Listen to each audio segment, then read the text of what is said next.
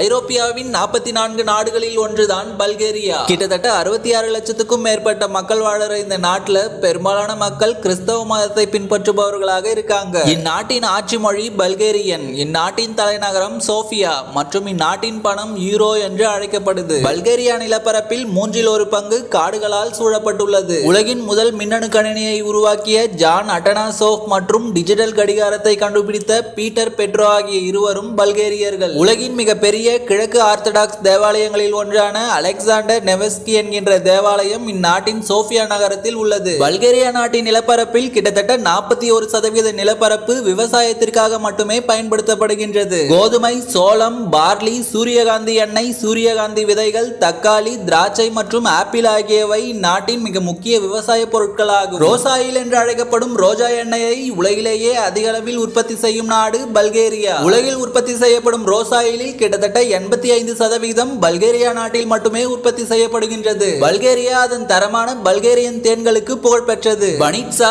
ஷாப்ஸ்கா salad, டரேட்டர், கிசேலோ மிலியாகோ என்கின்ற தயிர் மற்றும் கெபாப்சா என்கின்ற உணவுகள் பல்கேரியா நாட்டில் மிகவும் பிரபலம். 10 யுனெஸ்கோ தலங்களை கொண்ட இந்நாட்டில் பல்கேரியாவின் புனித இடமாக கருதப்படும் ரீலா மொனாஸ்ட்ரி, பல்கேரியாவின் அடையாளமாக கருதப்படும் அலெக்சாண்டர் நெவஸ்கி கேத்தட்ரல் என்கின்ற தேவாலயம் மற்றும் பிளாடியூ என்கின்ற பழமையான நகரம் ஆகியவை கட்டாயம் சென்று பார்க்க வேண்டிய பல்கேரியா நாட்டின் மிக முக்கிய சுற்றுலா தலங்களாக புகழ் பெற்றிருக்கு.